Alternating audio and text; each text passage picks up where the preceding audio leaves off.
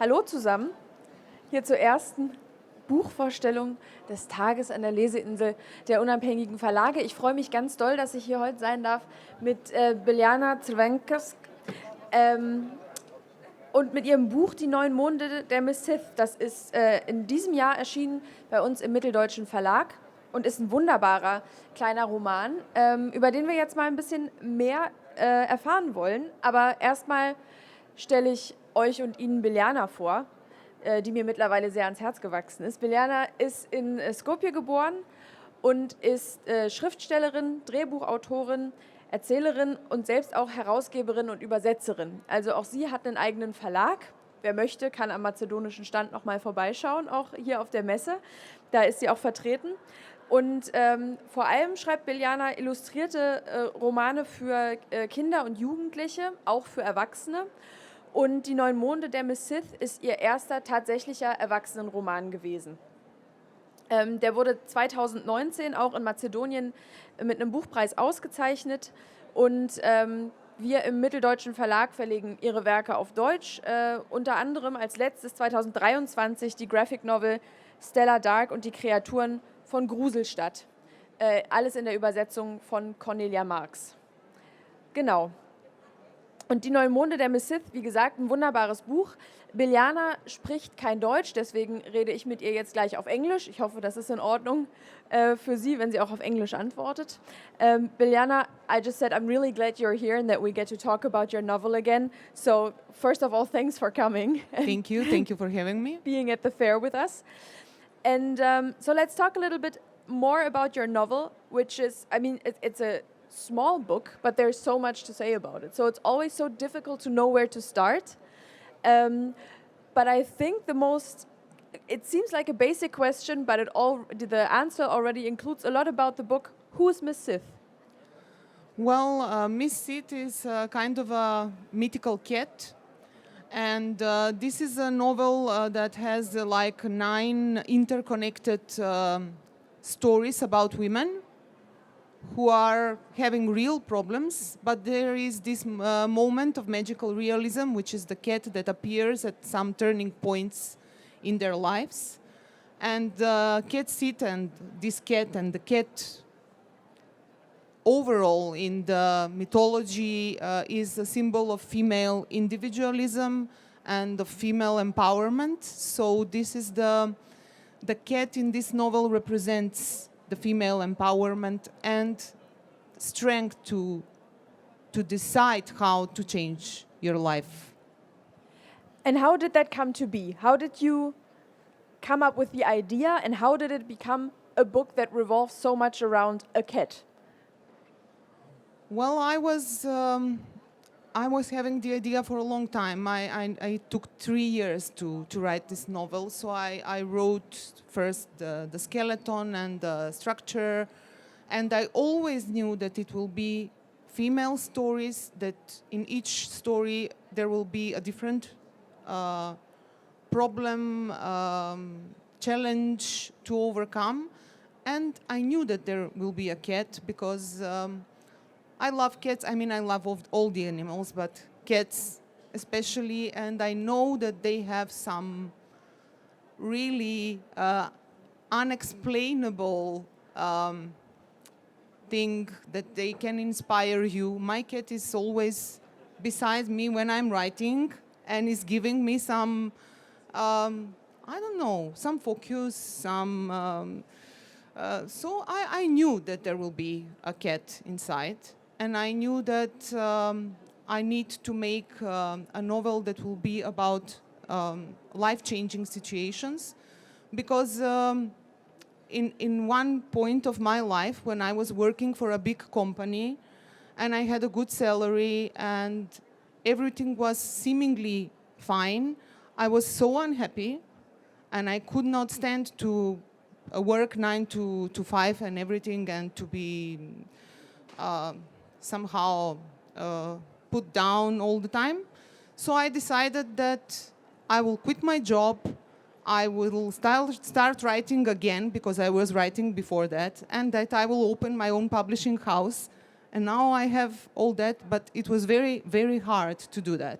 So I knew that I need to have a novel that will explain these situations when you are about to decide what to do.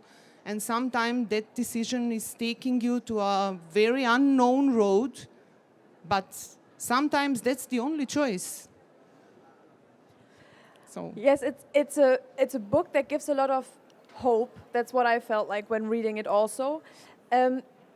So we have this cat that keeps reappearing, Miss Sith, that somehow helps all these women to like find the strength to change something in their lives. There's also another kind of protagonist, if you will, in this book, which is the moon. So what happened there? What kind of role does the moon play, and how does that interconnect with the story? well, yes, also the moon came later when I was doing the research for the novel, and I found this poem by Yeats, The Cat and the Moon. And moon is also the female principle, like the cat. So I decided that all these chapters in the book will be named by the moon phases. So 8 moon phases, and the last chapter is the eclipse. And that is the, let's say, more the chapter that in our country, for instance, is considered a taboo, because this is a chapter of about a transgender woman. All other protagonists are women, but this is a transgender woman, and I wanted to have to include a story about a person who felt his entire life, her entire life, like a female, and was not allowed to be that. So that's the eclipse part, Yes, the darkest yes, part yes. when the moon is dark, basically. Yeah. So the chapters are all named after moon phases, basically, and that also structures the entire novel. Generally, it's a very structurally intricate novel. How did that come to be? Because you can kind of feel it's not just something that you felt like writing and then it found its way onto paper, but it's very thought out and very structural, as I said. Yes, so I'm actually I graduated in philosophy. I was studying a lot of structuralism, and I also my master thesis is about semiotics and the meanings, and so I look for structures. I don't start to work if I don't have a structure. But in this case, I had all the stories, and I knew that there will be one interconnecting story, which is not part of these 9 chapters, and that is one story that is in between, of one girl sitting in a cafe and writing, and in the end we are discovering what is really happening, that she is writing all these stories, but there is also another moment that I will not discover. And I knew all that, but I didn't, for instance, I didn't have the title. And I didn't know about Miss Sith. And I was really worried because the novel was finished and I still didn't have a title. And I was like bothering my partner, I don't have a title, I don't have a title. And he was Googling without telling me and researching, and he said, do you know about this Celtic mythical cat, which is called Cat Sith? She looks exactly like the cat in your book. It's like black cat with white spot on her chest. And I said, wow. And then I put inside the book this part when I explain about Cat Sith, and I named the cat, of course, Cat Sith, and the title just came out. I mean, my partner actually thought of it. And it's very funny because he's a photographer and I'm a writer, and he's the one who thought of my title, who thought of the name of our publishing house. So I'm really frustrated, but yeah, I'm lucky to have him. Yeah, well, I mean, he gave us this title, which I think is really beautiful and also very fitting for this novel. So you thought about the structure then, and then you had the structure, and what did the writing process then look like? Was it like a piece-by-piece thing, or how did the novel then come to be? Because it seems so like cognitive, and now I'm asking myself, what did the creative process of then writing look like? Yes, when I write, I'm telling people I'm writing in my head. So I'm just making the structure, taking notes, putting them inside this, I don't know, like a scrapbook that I'm making. And then after a long, long time and many thinking processes, I'm just sitting down and it all comes out. And when I write it, then I'm going back and starting to work on the different parts. So some of it gets changed, some of it doesn't, but the story is here in one breath after all that process of thinking. That's very fascinating to me because, as I said, it's such a well thought out novel, and it's crazy to think that comes out of you just in one moment. But it's very much worth reading. What I'm wondering, you mentioned earlier that especially the Eclipse chapter deals with a transgender woman, which is a taboo in Macedonia, as you said. What was the reception in Macedonia like when you published the book?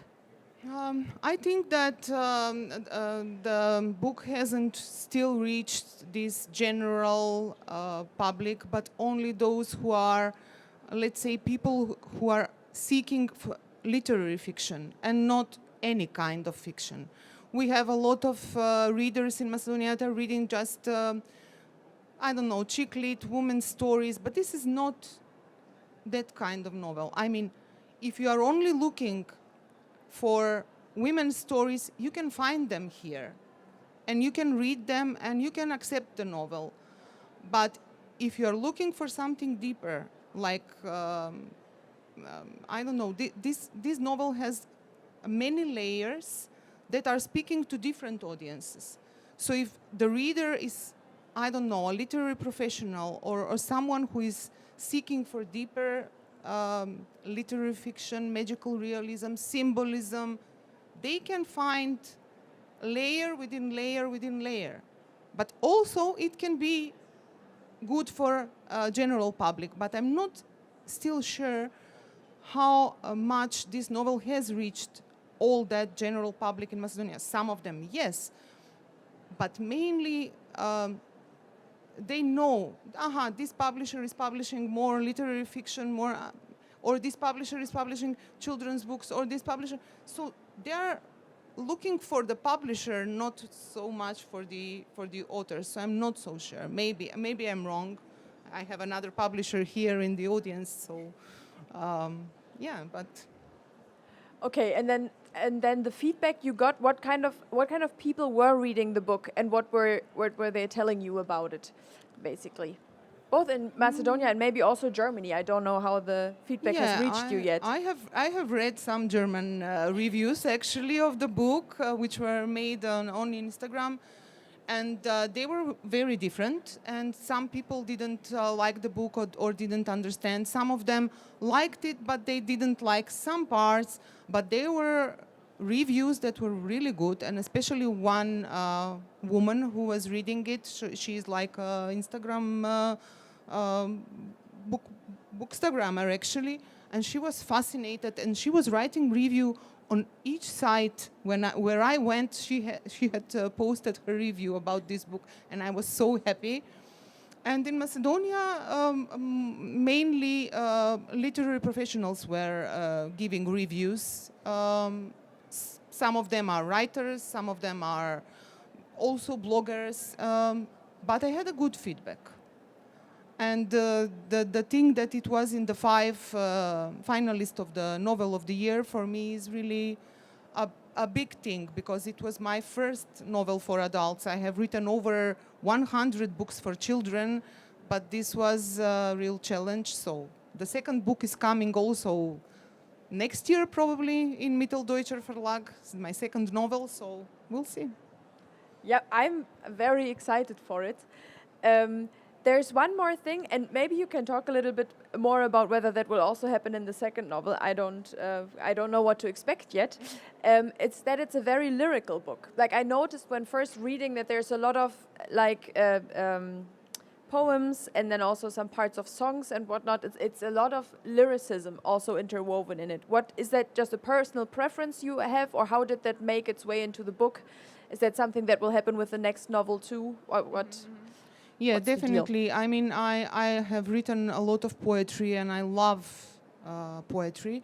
I have never published my poetry, but some of that has found its place here. Of course, I am quoting some poets that I liked.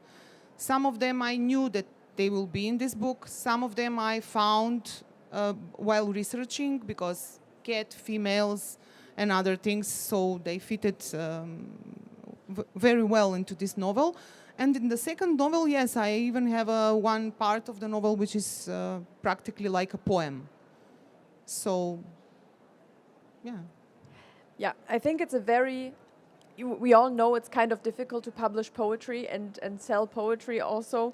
But I think it's a beautiful feat to be put it into a novel and have it be so central in a novel and still have it be a novel, which is something that is so beautifully done here in general, is that it's like 9 different stories and then you have these chapters in between and still it feels like a whole and finished full book and novel. Now, we already talked about this eclipse chapter and I think I will read some of it for us. Ich lese Ihnen jetzt das Kapitel vor, worüber ich eben schon mit Biljana gesprochen habe, das Kapitel der Mondfinsternis. Sie hat gesagt, das ist eines der dunkelsten Kapitel in dem Buch, weil es sich beschäftigt mit einem Thema, was in Mazedonien tabu ist. Und zwar ist das die Geschichte einer Transfrau. Genau, nur dass Sie das vorher einmal gehört haben. Es ist aber ein ganz wichtiges Kapitel und eben auch die letzte Mondphase und passt entsprechend ganz gut hier in die Vorstellung. So.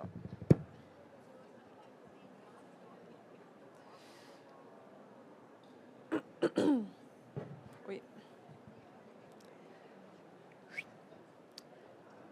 Finsternis. Sie saß im Bus und sah aus dem Fenster. Das heißt, sie blickte mehr auf ihr eigenes Spiegelbild im Fenster als hinaus. Draußen zogen dieselben Gebäude, Gehwege und Straßen vorüber, wie jedes Mal, wenn sie nach Hause fuhr, obwohl sie zugeben musste, dass sie abends besonders bezaubernd aussahen. Allerdings schaute sie sich lieber selbst an, studierte die eigenen Gesichtszüge, inwiefern sie zur Frisur passten, zum Make-up, zum Schmuck, sogar zu ihrer Kleidung. Dieses Spiel war für sie immer noch interessant. Sie hielten an einer Bushaltestelle an. Die Leute stiegen ein und aus und der Bus leerte sich etwas. Kaum jemand starrte sie an. Glücklicherweise starrte hier in dieser Stadt fast niemand jemanden an. Natürlich beachteten die Leute sie überhaupt nicht, genauso wie sie niemanden und nichts bemerkten. Sie waren zu vertieft in ihren isolierten, selbstsüchtigen Welten. Ihr war das ganz recht. Sie liebte diesen kalten Egoismus und praktizierte ihn. In ihrer Heimat war alles anders. Wenn sie dort so außer Haus gegangen wäre, hätte es jeder bemerkt. Es hätte sie jeder angestarrt, taxiert und ihre aufreizende Kleidung sowie ihr kräftiges Make-up kommentiert. Fast alle, denen sie dort begegnen würde, würden über sie tratschen. Manche konnten angriffslustig sein, andere sogar aggressiv. Daher beschloss sie, sich zu Hause nicht so zu kleiden, sondern möglichst gar nicht aufzufallen. Doch es war ihr Zuhause, wohin sie allerdings nicht mehr die Absicht hatte, zurückzukehren. Der Bus fuhr weiter. Sein Schaukeln hatte eine beruhigende Wirkung. Sie wusste, dass sie nicht einschlafen würde, da sie nicht wollte, dass ihre Gedanken dahin entglitten, wohin sie nicht zurückkehren durften. In die tiefen, verdrängten Kindheitserinnerungen, wo es auch einen Bus gab. Sie machten einen Ausflug. Die anderen Kinder schrien, lachten, neckten sich gegenseitig. Die anderen, ja, aber nicht er. Er saß immer zusammengekauert und unauffällig in der Ecke. Im Bus saß er dicht hinter dem Fahrer und nah bei den Lehrern, ans Fenster gepresst in der Hoffnung, dass niemand bemerkte, dass er überhaupt existierte. Dass niemand anfing, ihn zu verspotten, zu beleidigen, zu bedrängen oder zu schlagen. Sie sagten ihm, dass er schwächlich, zart beseitet und hasenfüßig sei. Sie machten sich über ihn lustig, weil er nicht Fußball spielen konnte und sich viel mit Mädchen abgab. Sie nannten ihn Hahn im Korb, Weiberhahn und Mädchenhaar, ein Mädchen, ein Mädchen. Er verstand überhaupt nicht, warum sie über ihn lachten. Was war so schlecht daran, ein Mädchen zu sein? Er verstand nicht einmal, warum er kein Mädchen sein konnte. Nun, seine Großmutter, wahrscheinlich die einzige, die ihn verstand, sagte zu ihm, als er noch ganz klein war: Du bist mein Schöner. Du bist so wunderschön wie eine Puppe. Ach, Warum wurdest du nicht als Mädchen geboren? Du hättest ein kleines Mädchen sein sollen, mein liebes Kind, Omas Goldspatz. Als sie ihn streichelte und so mit ihm sprach, umarmte und küsste er sie. Sie war auch die Einzige, die es ihm erlaubte, mit Puppen zu spielen, aber seine Großmutter war letztes Jahr gestorben und nun hatte er niemanden mehr, der ihn verstehen konnte. Er war verwirrt, allein und hatte auf keine der Fragen, die ihm durch den Kopf gingen, eine Antwort. Und da war niemand, der ihm leise die Antworten hätte geben können. Der Bus an der nächsten Haltestelle. Sie schaute aus dem Fenster. Es waren noch 3 Stationen, dann war sie zu Hause. Eine lange Zeit, gefährlich lang. Sie hatte Angst vor den Erinnerungen, die ihr die Bitterkeit, die Ohnmacht und den Schmerz zurückbrachten. All das, wovon sie glaubte, sich vollkommen befreit zu haben. Allerdings fühlte sie sich immer seltener davon verfolgt und sie fühlte sich immer häufiger frei und sicher. Sie starrte erneut auf ihr Spiegelbild in der Fensterscheibe, nur sah sie dieses Mal eine andere Person von dort aus an. Ein Gesicht, das sie fast vergessen hatte. Er stand vor dem Spiegel. Dieses Spiel spielte er, seit er klein war. Er zog die Kleider seiner Mutter an, schminkte sich, legte sich allerlei Schmuck an und dann betrachtete er sich lange, lange, um jeden Teil des Gesichts und des Körpers zu studieren. Er verspürte eine enorme Erregung, jedes Mal, wenn er es so machte. Nichts anderes im Leben erregte ihn so sehr. Allerdings war er sehr vorsichtig. Er tat es nur, wenn er allein zu Hause war, wenn er wusste, dass er sich in Sicherheit befand. Diese einsamen, heimlichen Momente waren vielleicht die einzigen, in denen er sich sicher fühlte oder sogar mehr als das. Dann war er glücklich, dann war er selbst. Dann wusste er, wer und was er war, was er schon immer war. Während er von seinem Spiegelbild besessen war, bemerkte er nicht, dass sich die Schlafzimmertür geöffnet hatte. Er begriff nicht, was passierte, bis seine Mutter und sein Vater um ihn herum standen, schockiert, verärgert, wütend. Was ist dein Problem? Warum hast du dich als Frau verkleidet? Was ist das da auf deinem Gesicht? Was bist du, eine Schwuchtel? Ich möchte dich nie wieder so sehen, verstehst du? Niemals. Na los, schnell, aber ab mit dir ins Bad. Da bringst du dich gefälligst in Ordnung und wirst wieder normal. Normal. Das war für ihn normal. Das andere war für ihn unnormal. Wie sollte er ihnen das erklären? Von diesem Tag an wusste er nicht, ob er mehr Angst vor seinen Mitschülern oder vor seinen Eltern hatte. Die einen beschimpften ihn, die anderen ignorierten ihn. Er war verwirrt, verletzt, enttäuscht, verloren. Leer wie ein vertrockneter und allmählich verschwindender Kokon, aus dem ein wunderschöner Schmetterling geschlüpft war. Warum konnte er nicht dieser Schmetterling sein? Ihr wurde klar, dass sie nicht mehr auf das Spiegelbild blickte, sondern auf die Gebäude und Menschen, an denen sie vorbeifuhren. Sie wollte sich nicht an diese Dinge erinnern. Das waren schlimme Erinnerungen, aus der Zeit, bevor sie verstand, dass sie ein Schmetterling war, aus der Zeit, als sie sich noch selbst zwingen musste, wie ein Junge zu denken, auch wenn sie sich nicht wie einer fühlte. Tief in ihrem Innern wusste sie immer, dass sie ein Mädchen war, ein zarter und wunderschöner Schmetterling. Es war gut, dass die schlimmen Erinnerungen weit weg waren, dass sie in ihrer Heimat zurückblieben. Und jetzt war dies ihr Zuhause. Hier fand sie endlich zu sich selbst. Als sie in diese Stadt kam, trug sie noch Männerkleidung. Dann begann sie ein Doppelleben zu führen. Tagsüber war sie ein bescheidener, zurückgezogener und unauffälliger junger Mann und abends wurde sie zu einem wundervollen Nachtschmetterling, zur Königin der Nacht, zu einer Schönheit. Schließlich lebte sie das Leben, das sie wollte und gönnte sich Momente des Glücks. Zuerst hatte sie Angst, dass irgendetwas vorfallen könnte, so wie jener damals zu Hause. Aber daran wollte sie sich nicht mehr erinnern. Es war die schrecklichste aller Erinnerungen, ekelhaft, demütigend und schmerzhaft. Die Absätze, die auf dem Kopfsteinpflaster klapperten, die Unsicherheit, die Dunkelheit, die seitlichen Blicke, bedrohlich, schnellere Schritte. Sie rannte beinahe, Absätze klopften auf das Kopfsteinpflaster, sie keuchte. Denk nicht dran, denk nicht dran, denk nicht dran. Sie folgen ihm, sie rennen ihm nach, schneller, sie stürzen sich sonst auf ihn, sie packen ihn, Hände greifen nach ihm. Nein, ich möchte mich nicht erinnern, ich möchte nicht. Fäuste, Schläge, Blut, viel Blut. Beine, sie treten ihn mit den Füßen in den Bauch, überall Blut, viel Blut, im Mund, in den Augen, überall. Der Bus kam abrupt zum Stehen und die anderen Reisenden kreischten, zitterten und schrien. Das katapultierte sie völlig in die Realität zurück. Was ist passiert? Schrie ein Großmütterchen endlich aus dem hinteren Teil des Busses. Nichts Schlimmes, alles in Ordnung, rief jemand von den vorderen Plätzen. Hoffentlich ist niemand vor den Bus gefahren. Etwa ein Kind? Nein, es war eine Katze, eine schwarze Katze. Jetzt ist sie weggelaufen und sie bringt sich in Sicherheit.